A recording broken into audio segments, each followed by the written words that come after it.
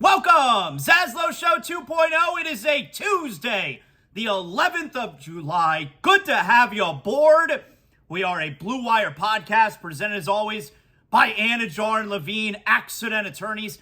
800-747-FREE, 800-747-3733. They are the title sponsor of everything ZASLOW Show 2.0. If you're dealing with some type of injury from an accident, I send you to where you're going to be treated like family, and most importantly, get the money that you deserve. Anidjar and Levine accident attorneys, 800-747-FREE. That's 800-747-3733. Very slow time on the sports calendar right now. These first few days of this week, that's always how it is. Tomorrow's known as Black Wednesday. Last night we had the Home Run Derby. Tonight we have the MLB All-Star Game. That involves a poll question for today. ZASLOW Show 2.0 poll question. I know everybody loves that. Calm down. We'll get to it. All right. Also, we're going to bring back an old segment on the show today. That's right. We're going to try to bring back an old segment. We'll get to that coming up. There are a couple updates. Not good. Not necessarily bad either, but not really good updates as far as Damian Lillard is concerned. You hope that this isn't going to be a situation like Kevin Durant last year, where we're waiting for the Durant news and instead it goes into the season. There was never an issue with Durant not showing up to play if he wasn't traded. I can't imagine that being an issue either with Lillard. If the season starts and he's not traded yet, I don't think that's going to be an issue. I don't think it's going to be an issue in the terms of him not showing up and playing. Will it cause other issues? Yeah, probably. We'll get to that. But how stupid. I mean, think about this. Because the Lillard trade demand was about a week and a half ago, right? I think it was not 10 days ago.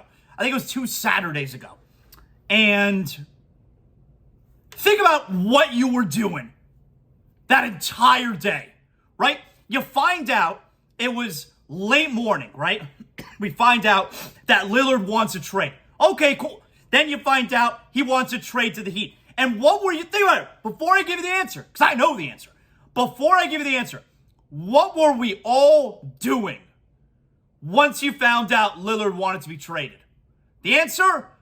We're refreshing our Twitter feed like every 5-10 minutes waiting for the trade announcement. Well, fast forward, we're a week and a half later. We're no closer to getting any type of Lillard trade. And now you got the Blazers GM, who, by the way, seems really over his head. Now you got the Blazers general manager talking about we could be months away. I mean, think about it. How stupid do you feel now? Me included. We were refreshing our Twitter every few minutes waiting for that trade to come through. We're 10 days later. We're no closer to a trade. So silly. Now when you go back and think about it. Anyway, so we'll do a little bit of that. That's obviously the big story down here until it happens. You got all-star stuff tonight, and we're going to bring back a new segment today. We'll get to all that in a moment. So last night, though, the Home Run Derby. You had Vlad Guerrero Jr. Vlad Guerrero Jr., first ever father-son combo that winds up winning the Home Run Derby. Everybody loves Vlad Guerrero. Everybody loves Vlad Guerrero Jr., so they're the first father-son duo. That's fun. Okay, I watched very little of the Home Run Derby. Very little. And here's the thing. I don't care so much about the Home Run Derby. Well, I guess I don't care at all about the Home Run Derby. But here's the thing. It's a weird place that Major League Baseball finds itself with the Home Run Derby. Now, it's not like the Home Run Derby is broken the way that every few years we do that with the NBA Slam Dunk Contest. Slam Dunk's broken, you know? And then they tried adding Actually, I think the Slam Dunk went away for a year. Then they tried adding all kinds of gimmicks. They had a wheel that you got to spin at one point. They've taken it out. They've added in all kinds of different rules. The Slam Dunk kind of stinks. The Home Run Derby is not like that, where it certainly doesn't stink. It's not broken. But here's the thing. It's too long. It's too long. So as a result, okay, the way the format used to be, all right, there was no clock. Remember, I was talking about this yesterday with Alex Curry from FS1, where you got the clock, the home run derby, that they're keeping that format, and that's been the format for a while now. But it used to take so long because there was no clock, and they went with, you get 10 outs. So if a guy is super hot, it could take forever. Then eventually, they added the clock, and the clock was fun, right?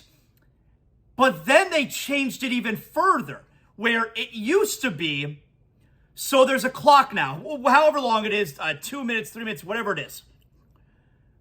It used to be that you pitch, you swing, you hit as many home runs as you can in the time allotted, 2 minutes or whatever it is. You couldn't throw the next pitch until the previous ball landed. Well, they changed that a few years ago, where now you could have the pitcher up there just pitch a machine style. He's tossing them at you, tossing them at you, tossing them at you to try and speed things up. Not only to speed things up, but to also make it so, hey, if you're behind by a certain number of homers and the clock is running out, you got a chance to catch up, because if you hit a moonshot, you can't throw another pitch until the ball touches down. So they changed that. So now, as a result, it's almost too fast, because what happens is they got a split screen up there now, right? Because you got to see the pitches being thrown, you got to see the swings being taken, and then on the other screen, the split screen, is where the ball's going.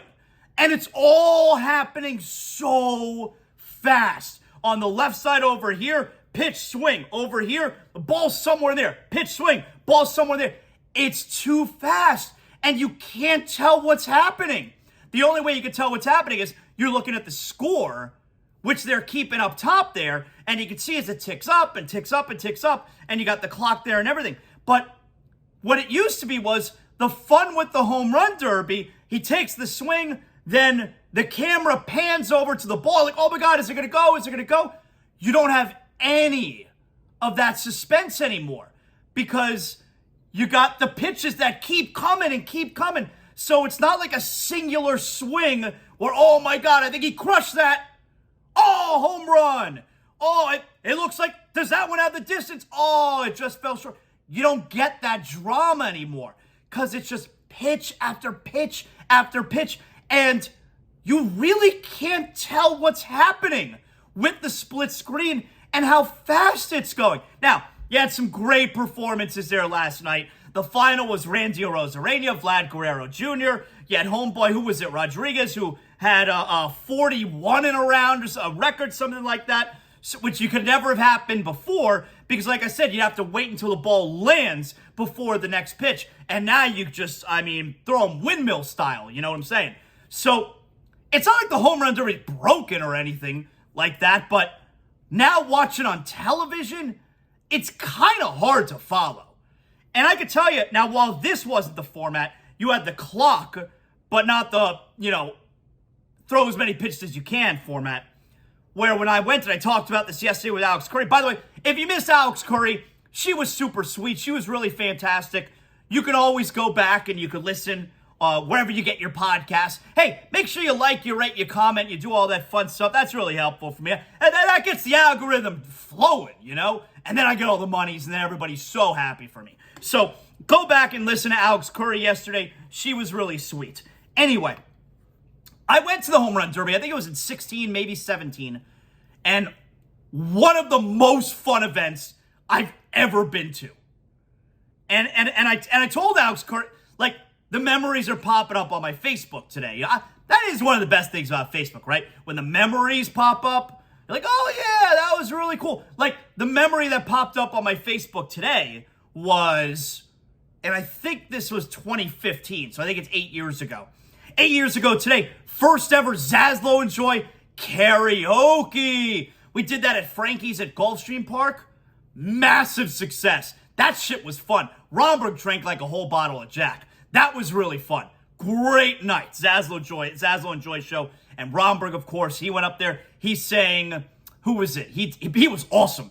Because that dude's talented. He's got a great voice. And he sang Black Sabbath, War Dogs. I think that's what the song's called, War Dogs, right? He sang Black Sabbath. Really good. Anyway, and Joy and I, at the end of the show, we sang, what was it? Did we do Total Eclipse of the Heart? I think we did Total Eclipse of the Heart, the two of us, to wrap up the night. That was a fun night. That's one of the best things about Facebook, right? When the memories pop up. So anyway, the memories popped up today also with the Home Run Derby that my son and I went to. And we were first row. I told this to Alex Curry yesterday. We were first row in the upper deck. And you know, the way that Lone Depot Park is set up, in the upper deck in the outfield, obviously we're talking about right field. But then obviously you got to be dealing with a lefty. And I think there are only two lefties. So we had a chance at a couple balls. One of them that came, the guy right next to me caught it. But I told that story there yesterday. Why I didn't bump him, why I didn't try to catch him myself. I didn't want to make it a whole uncomfortable thing if I bumped into him and then both of us dropped the ball. Anyway, so that's on the Home Run Derby last night. It doesn't interest me. It's not like it's broken or anything, but it's a weird thing where the Home Run Derby used to be too slow, so they sped it up by adding the clock, and then sped it up even further by making it unlimited pitches. Just keep throwing. It doesn't matter when the ball lands. And as a result, it's too fast. And as a viewer at home, I don't think you could really tell what's going on. I think it's kind of hard to follow along. All right. ZASLOW Show 2.0 poll question coming up next. First, if you guys have a water leak, you can't find where it's coming from in your home, that could wind up being a disaster. You got to catch it before it gets to that point. And that's why I tell you to call or text Water Cleanup of Florida. Water Cleanup of Florida at 954-900-8635. You're going to get immediate assistance from my boys, the Greensteins. Water Cleanup of Florida, fully licensed, insured, certified to provide that one-stop shopping that all busy homeowners and business owners require. No need to bring in other contractors. They handle the entire project from start to finish, servicing the entire Tri-County area, Miami-Dade, Broward, Palm Beach counties. Call or text Water Cleanup of Florida, 954-900-8635, or go to WCUFL.com. You can check out more than 80 5-star reviews on Google. I love getting messages from you guys. ZASLOW, thanks so much for recommending Water Cleanup of Florida. I had an issue. I had a leak in my home, and they came over and fixed it up right quick. Super great price. Thank you, ZASLOW. And I'm like, no. Thank the Greensteins and Water Cleanup of Florida. Water Cleanup of Florida, 954-900-8635. Water Cleanup of Florida. We clean up your schmutz. So, tonight's the MLB All-Star Game. I'm going to pay attention. It'll get small TV's status in the ZASLOW Mansion family room. My wife and I were involved in some shows. We're actually all over the place these days with our shows because the shows that we're watching right now, by the way, we just finished The Diplomat, which was on Netflix. It was like 6 episodes. Kerry Russell, Rufus Sewell, really like that show. We like all those government, like, terrorist kind of shows, you know? So, speaking of which, we're involved in a couple shows right now, but they're weekly episodic shows, right? They don't all get released at once. I kind of like what Prime does with Jack Ryan. So we're watching Jack Ryan right now. It's the final season. I think it's season 4. John Krasinski, of course, who I love. But we're watching Tom Clancy's Jack Ryan, and they release 2 episodes every week. I kind of dig that. So we caught up on Jack Ryan last night. We watched a couple episodes. We also watched Cruel Summer. Now that's like YA kind of stuff. For those of you who aren't cool, that's young adult. So we did Cruel Summer season 2, which has it's on Freeform, but you can watch it all on Hulu, and that comes out weekly as well. So we watched Cruel Summer 2, which we really like. That's kind of Cruel Summer is like guilty pleasure. I will say though, while I do recommend it, season 1, and they're different, they're completely different stories, the 2 seasons. Season 1, so much better than season 2. I like season 2. It's fine. Season 1, so much better for me than season 2. So we're watching Cruel Summer right now. We're watching Jack Ryan right now. I feel like there's one other show. We got time for all these shows. Like I said, they get released every week, you know? What else? I feel like there's one other show that we're watching. Anyway, so we're keeping up with our shows. We're catching up on stuff. That's going to be big TV status in the ZASLOW Mansion Family Room. All-Star Game will be small TV status in ZASLOW Mansion Family Room. So I will have it on because I want to watch Luis Ariz, who's starting. Want to watch Jorge Soler. Jorge Soler is likely coming up for a pitch hit opportunity. So we'll keep an eye on what's going on there with the MLB All-Star. But we have a poll question today, okay? ZASLOW Show 2.0 poll question. Here's what we got. This is very important stuff. All right. Make sure you go vote at ZASLOW Show on Twitter. ZASLOW Show 2.0 poll. Who has the best All-Star game? That's right. All-Star games tonight, Major League Baseball. Who has the best All-Star game? And your choices: MLB, NBA, MLS, NHL. I did not put NFL because I'm pretty sure the Pro Bowl doesn't even exist anymore. So your choices are MLB, NBA, MLS, NHL. Right now, the leader with 49% of the vote, MLB. How about that? 34% is NBA, 12% NHL, 5% MLS. Here's where I'm coming from. I think the MLS All-Star Game is probably really good. Don't they do MLS Stars versus the world? You know, don't they, isn't there like another All-Star team? Did they do it a few years ago? They brought the All-Star team from the Mexico League to play against the MLS All-Stars. That sounds pretty cool, but I don't have a lot of experience with that, so I can't vote for that. The one that I vote for, which is the correct answer, MLB has the best All-Star Game. MLB All-Star Game is the best one. The NBA All-Star Game is dog shit. I mean, how many times do we have to have a conversation about how do you fix the All-Star Game? Nobody tries the NBA All-Star Game.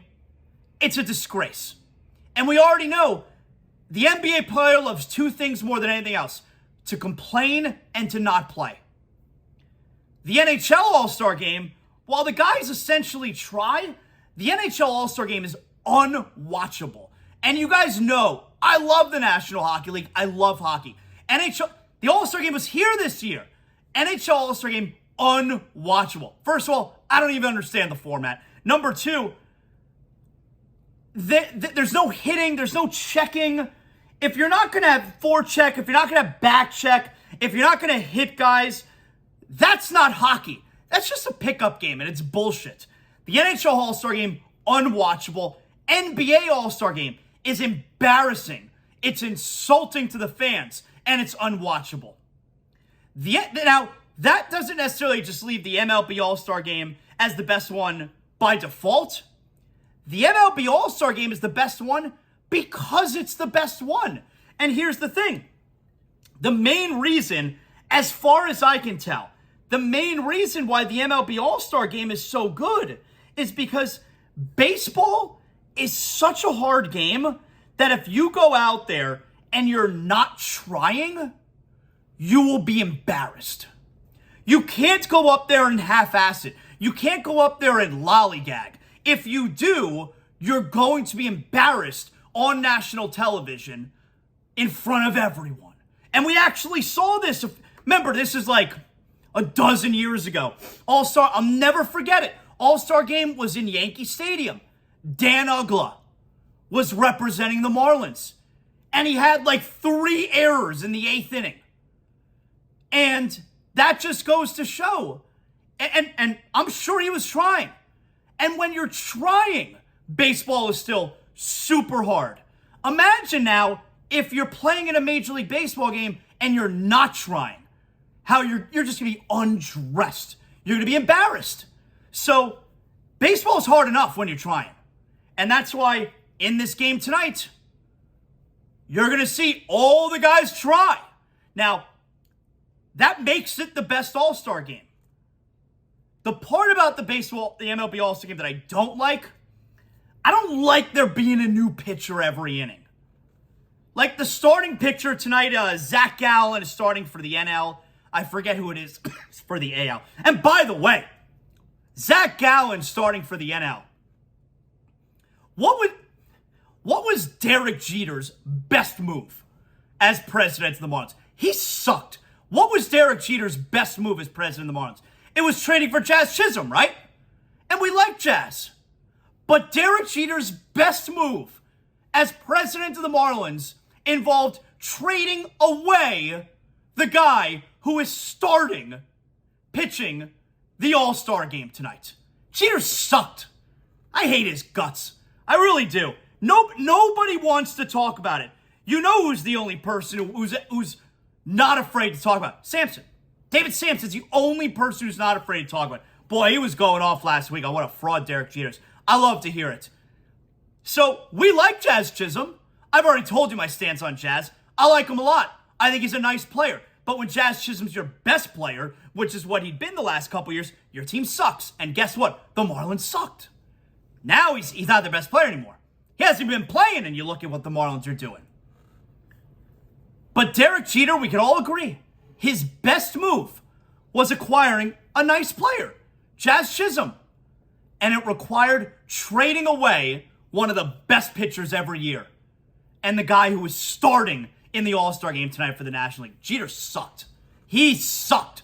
And no one is willing to say it. Anyway, you got to try in the All-Star game. Oh, what I was saying. I like when let the starter go 2 or 3 innings.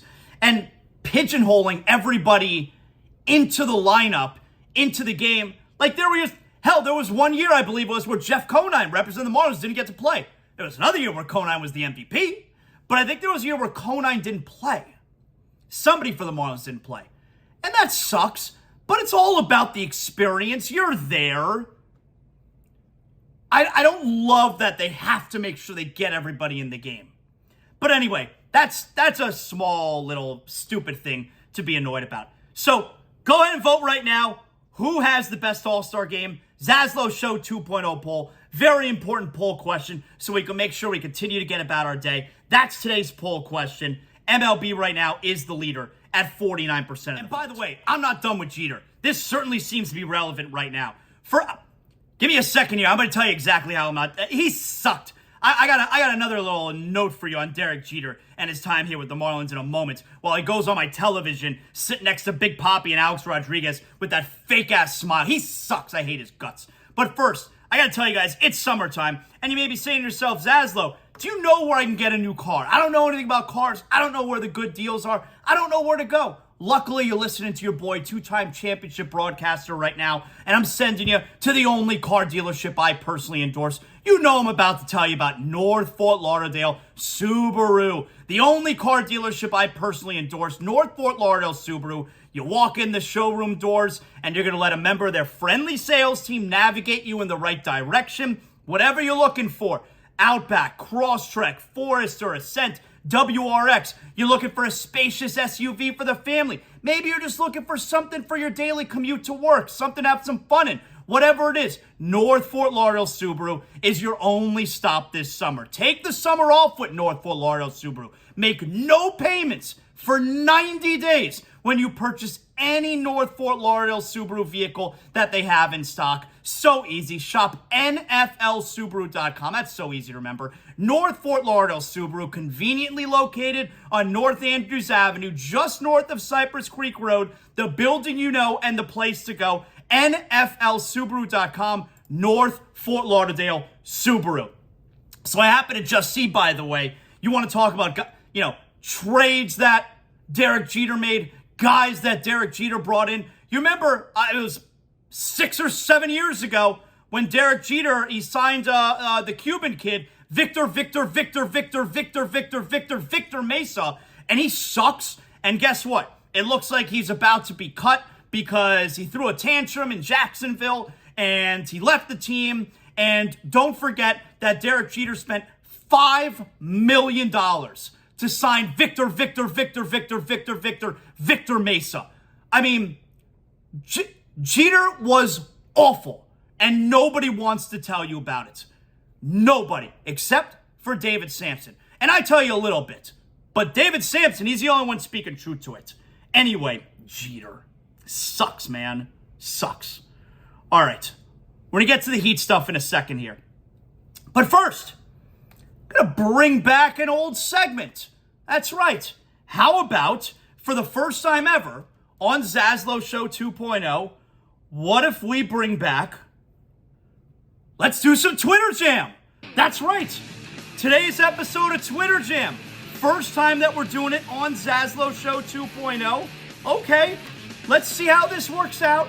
Today's Twitter Jam is going to be on probably the biggest story in the country right now, right? We're talking about Northwestern football firing their head coach. Pat Fitzgerald's been with the team 25 years, head coach for the last 17 years.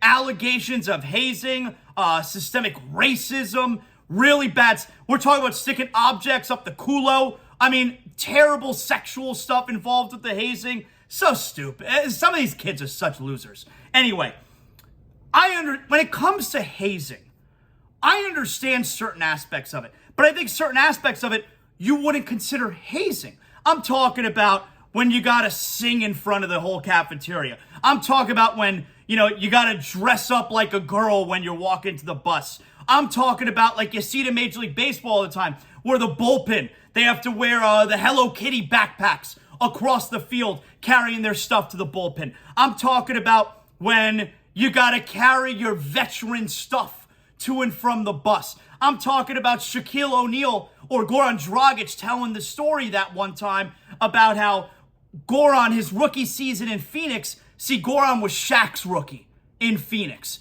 And Shaq, throughout most of the season, was making his rookie, Goran Dragic, carry around his keyboard on the road trips. Goran had to carry around the keyboard everywhere they went, to the bus, to the airplane, to the airport, back to the hotel.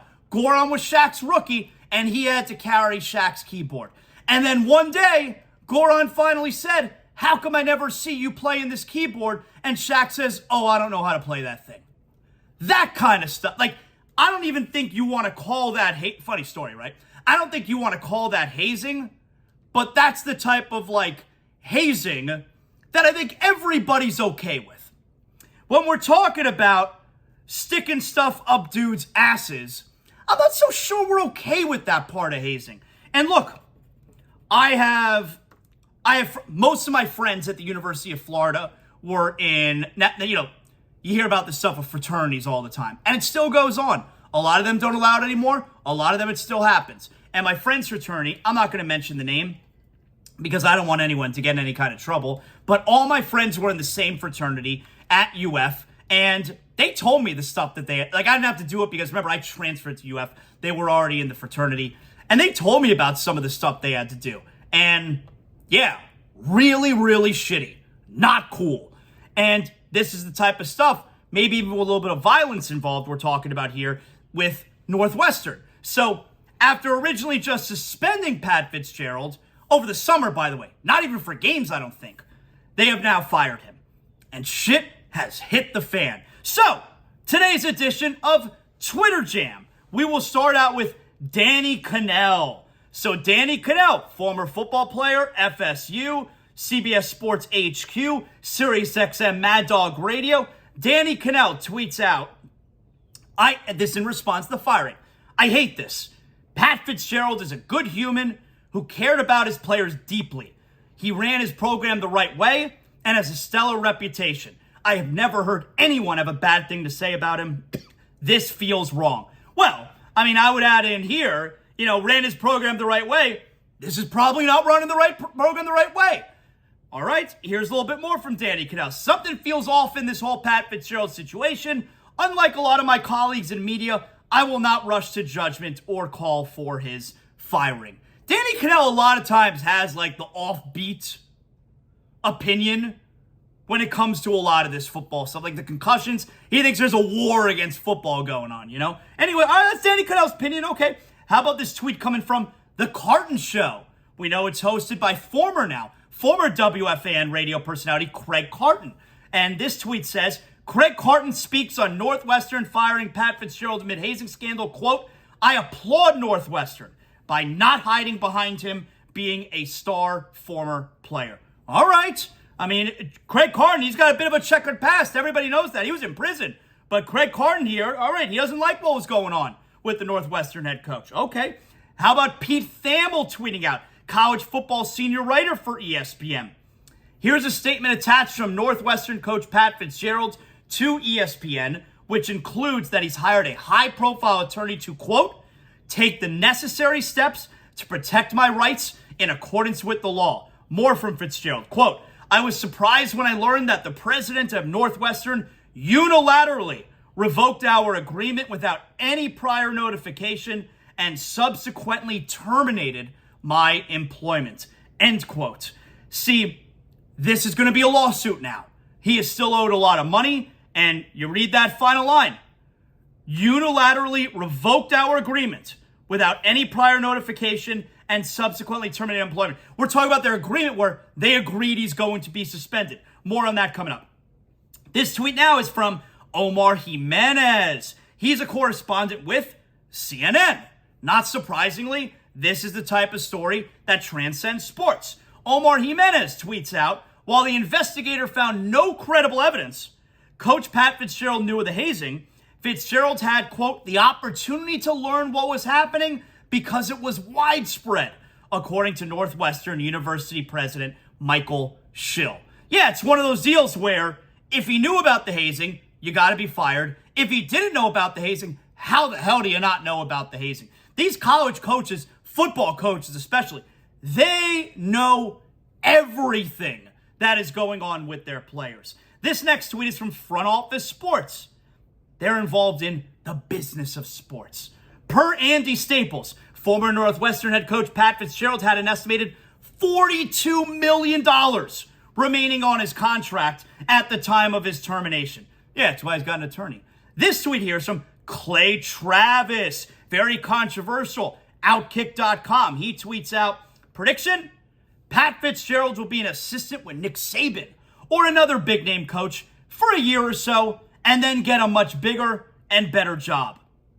Well, while I do agree in theory with what Clay Travis is saying there, the part that I would disagree with, it's not like Northwestern was some kind of juggernaut. Go look at what they've done.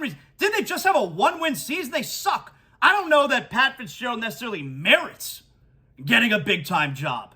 But in theory, I agree with what Clay Travis is saying there. All right, more Twitter jam. This tweet is from Ben Stevens. He hosts the morning after on Sports Grid. He writes, all of these things can be true about Pat Fitzgerald.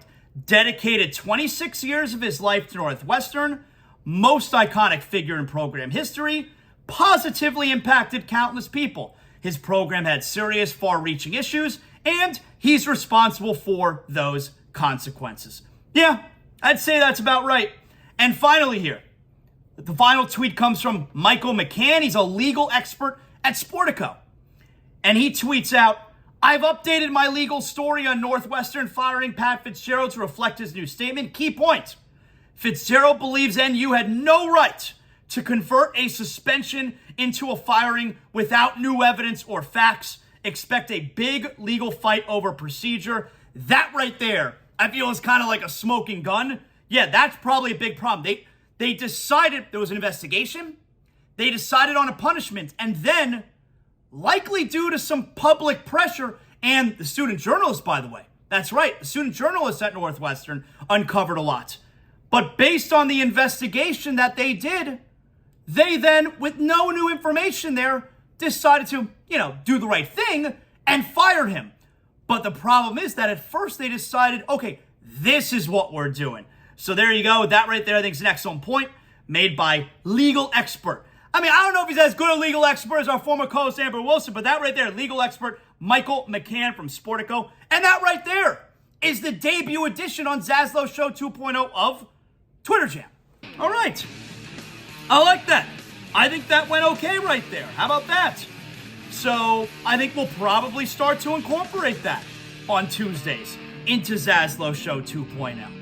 All right. You guys know I've been telling you how you got to make sure you're getting that good sleep, right? Well, I'm getting the best sleep of my life, and that's because I sleep on sheets and Giggles. We're talking about the most breathable, softest, coolest, natural sheets that we all sleep on now at Sheets and Giggles. Over 100,000 Americans are sleeping on Sheets and Giggles, one of the great sponsors on ZASLOW Show 2.0. My man Colin, founder and CEO of Sheets and Giggles. Look, great guy. Also sponsors on the Greg Cody Show podcast with Greg Cody. You've heard of Sheets and Giggles on the Levitard Show. That's where you know ZASLOW Show 2.0 is really taking off. Once Sheets and Giggles jumped on board, that's right. Sheets and Giggles, though, cares about the environment. Zero pesticides, absolutely no insecticides are being used. And I love this. You know when we're trying to put the fitted sheets on and it's a pain in the ass, you're stretching it out? We're talking extra deep corners that fit easily on our mattresses. Have you ever slept on a eucalyptus mattress? Have you ever slept on a eucalyptus pillowcase? A eucalyptus pillow. I got myself a eucalyptus pillow. I also got myself the only sheets I'm ever going to use. Sheetsgiggles.com. You guys are never going to have to look anywhere else for how to get the best sleep possible. Sheets and Giggles, sheetsgiggles.com. All right, let's get to the Miami Heat here. So, let me give you a little update here from Wojnarowski, all right? Here's Wojnarowski last night, and we know Wojnarowski's carrying water for the Blazers. We know that. He has no sources with the Heat, and he's been getting the info from Joe Cronin and the Blazers front office. Nonetheless, here's Adrian Wojnarowski giving an update on Damian Lillard last night.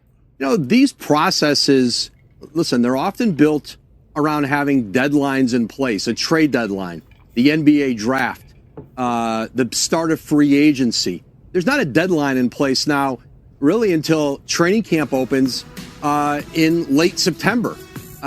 Nobody's playing any games this summer. A lot of rosters are pretty well intact now after the close of free agency.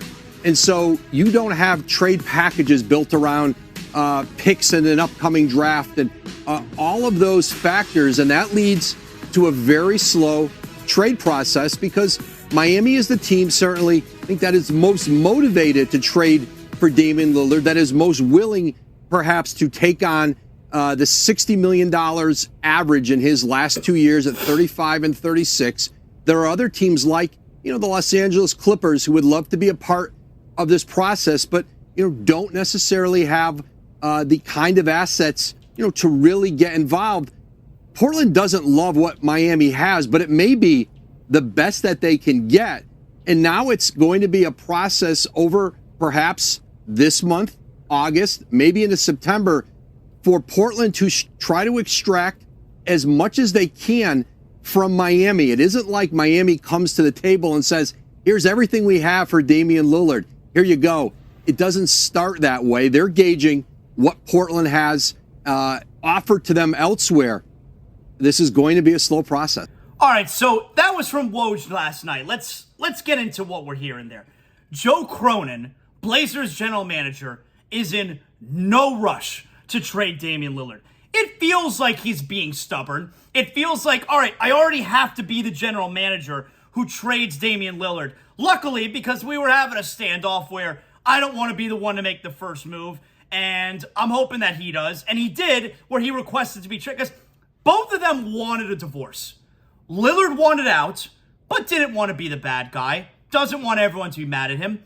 The Blazers, they want to rebuild, but they don't want to be, the general manager doesn't want to be the one who traded away the most, arguably the best player in franchise history, arguably the most popular player in franchise history, and also doesn't want to be responsible for not getting a good return for him.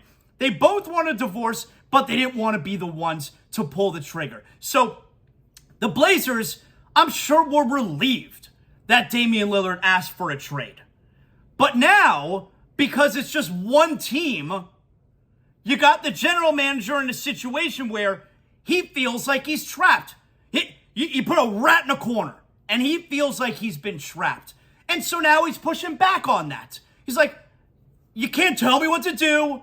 I'm not going to be forced into this. I'm not going to be known as the guy who A, traded away Damian Lillard and also had to settle for this deal over here, which, by the way, we'll get to that part as far as the deal that the Heat are offering, but it just feels like Joe Cronin is being stubborn for the sake of being stubborn. Like, it feels like if he had two deals and the Heat deal was a little bit better than the other deal, just a little bit, just a smidge, he's going to take the other deal because he doesn't want to take the Miami deal. He doesn't want to say, yeah, I took that deal because you forced me to take it. No, I want that one over there. Oh, what? It's not as good as the Miami deal? It's just about as good. I want that deal because I'm doing it my way. That's what it feels like is going on with the Blazers general manager, Joe Cronin. So Wojnarowski says Portland could drag this thing out in order to get maximum value. Why? Why would Portland, now maybe they will, but why would Portland do that? There's a couple things we're talking about here. If they're going to drag it out to get maximum value. And again, I think you have to take this report at surface level, understanding that Woj carries water for the Blazers. That's his source. So there's an element of it where Woj is reporting what the general manager is telling him, what the general manager is thinking, but also there's an agenda there that the Blazers are pushing through the most famous NBA reporter there is, Adrian Wojnarowski, ESPN. So just remember that. But this whole idea that the Blazers could drag this out in order to get maximum value, why?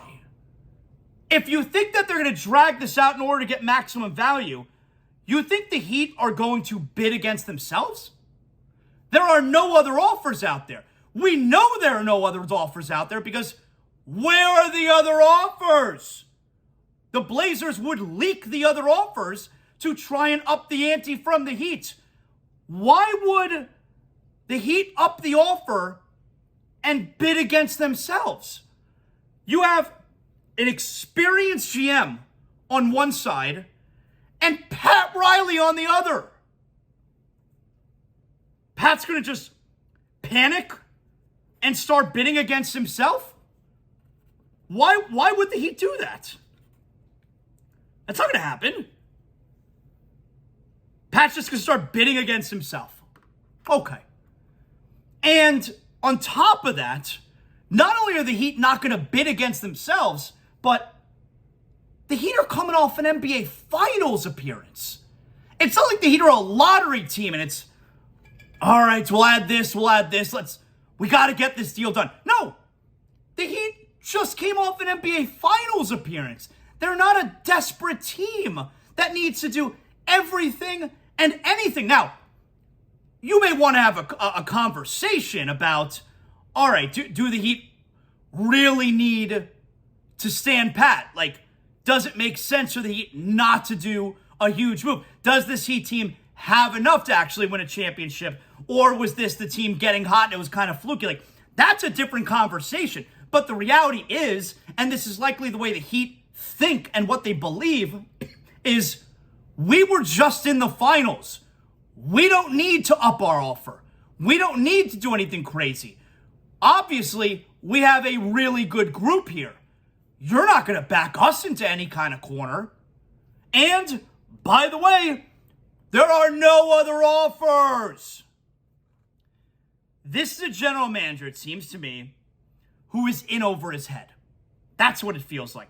And, and Joe Cronin at a press conference recently said, if it takes months, it takes months. You think that's good for your team if this takes months? You think it's good for your team if we get to training camp and Damian Lillard is still on the team?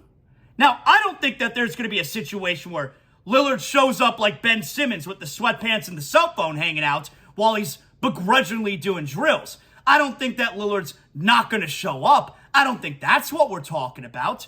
But you think it's good for your team for next season to start, for training camp to start, and Lillard is still on the team, to have a potentially disgruntled star player and have the media asking the star player and other players, by the way, on a daily basis about this situation and talking about Damian Lillard's happiness. Because, you got to keep NBA players happy. It's a huge thing. You always got to check on their happiness. Are you happy? Are you happy today? Is there anything I could do for you? Can I get you a water? What can I do to make you happy? You gotta be happy. But if this takes months and months, you think that's a good thing for your team? It feels like you have a GM who is in over his head.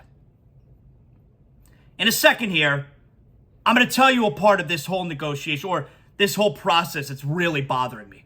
But first, if you're in the need of insurance, you just bought a new home, or maybe your current insurance, you know you're paying way too much. Well, luckily for you, you're now going to get your insurance from the same insurance agency that the ZASLOW family gets theirs. We're talking Brunt Insurance. Brunt Insurance and Financial Services delivers that comprehensive insurance tailored exactly to your needs. I've been with Brunt Insurance getting my homeowner's insurance from them for about 10 years now. And that's because I'm getting the best coverage out there. I know I'm taken care of. And most importantly, I'm getting the best rate out there. And wherever you're calling from, look, ZASLOW Show 2.0 listeners, you guys are listening everywhere throughout Florida. Some of you guys out of state too. I love you long time. Well, Brunt Insurance was recently rated top 5 insurance agency in the country, #1 in the state of Florida. So wherever you're calling from Pensacola all the way down to the Keys, Brunt Insurance is getting you that affordable care and the best coverage that you're looking for. BruntInsurance.com, 954-589-2204. ZASLOW, I already got homeowners insurance. I like my homeowners insurance, but I need car insurance. Does Brunt Insurance deal with that? Yes, of course. Automobile, motorcycle, boaters insurance. If you call Brunt Insurance at 954-589-2204, you're making the right call. Greg Brunt and his team, they have the expertise and the experience to find the right coverage for you. Look no further. Use the same insurance agency that your boy, two-time champion broadcaster ZASLOW uses. BruntInsurance.com, 954-589-2204. Why do people keep saying the Blazers aren't going to just give Lillard away for nothing? How is the Heat's offer? Now, we're just assuming what the Heat's offer is. We don't really know, but we kind of know. How is the Heat's offer of multiple, probably up to 3 unprotected first-round picks, which, by the way, those unprotected first-round picks, which if the Heat get creative, can go all the way up to the year 2030. Lillard's retired. Jimmy Butler's retired. This Heat team might be dog shit by then. Those first-round picks, unprotected, are very valuable. You're going to get multiple unprotected first-round picks. Oh, the Miami Heat, who have maybe the best scouting department in the world, who know how to draft, and also unearth these undrafted players, guys like Max Strus, guys like Gabe Vincent, guys like Duncan Robinson, guys like Orlando Robinson that we're seeing in Heat Summer League right now. You don't think their last 2 first-round picks, Nikola Jovic, Jaime Jaquez Jr., you don't think those are good prospects? And then on top of it, stop trying to make out like Tyler Hero is some kind of duck. I love Tyler Hero, and I'm sad for what he has to go through right now. I wish this would happen right now just so Tyler Hero doesn't have to be flailing in the wind any longer. The Blazers, they don't deserve Tyler Hero the way that they've been talking about him. But somehow, Tyler Hero and 3 unprotected first-round picks and the Heat's past 2 first-round picks, when you know the Heat's scouting department is excellent, that's not going to be enough for a player, Damian Lillard, who's 33 years old, and in 3 years from now is going to be making $60 million? As if there's no gamble, there's no risk being taken on the Heat side of things? Get the fuck out of here. I'm so tired of hearing about the Blazers are not going to just give Lillard away for nothing. But I will say this, and this part's important. I think it's a good sign that the agent, Aaron Goodwin, has not said anything recently. I do think that's a good sign. He was pretty chatty last week. Since then, he said that he had a positive conversation with Joe Cronin, and we haven't heard from him since. So, the Blazers can try and play this out in the media to try and get another team to step up, which is exactly what they're trying to do. Except the agent already warned everyone. He's not going anywhere else. He only wants Miami. Like, it feels like that ship has sailed. But I think the fact that we have not heard from the agent, who was really chatty last week and seemed pretty annoyed with the process, I think that's a good sign. He had a sit down with Joe Cronin, said they had a very positive conversation. He has said multiple times, it's only Miami. And now we haven't heard from him. So I feel like the Blazers are trying to play this out in the media. It's not working. If they want to take months and months to get this done, hey, you're over your head. You're not going about it the right way. But I think the agent not saying anything is probably a good sign. If you're a little bit nervous about this whole situation, you know what'll make you feel better? You crack open a Johnny. Crack open a Johnny Cuba. If you've never had Johnny Cuba, official beer of ZASLOW Show 2.0, you're missing out, man. I love when I get the messages on Instagram, at ZaslowJ on Instagram, where of course I'm an influencer. I love getting the message, Zaslow, and they send me a picture or a video of your first pour of your Johnny Cuba. And then I post it on my Instagram story. My man Juan, he loves that. And you love it too because I'm an influencer and then you get famous and everybody's so happy. Be careful with that first pour. I mean, you don't want a ton of foam. That's rookie move, all right? Come on now. But if you haven't tried a Johnny, I love when you guys tell me, Zaslow, I didn't know Johnny Cuba was so delicious. Thank you for telling me about it. I'm like, yeah, of course, man. I just want everybody to have good beer. Pick up a 6-pack of Johnny at your local Sedano's, Presidente, Winn-Dixie. Remember, always drink responsibly. And, of course, don't forget Johnny Cuba's mantra, stay tranquilo.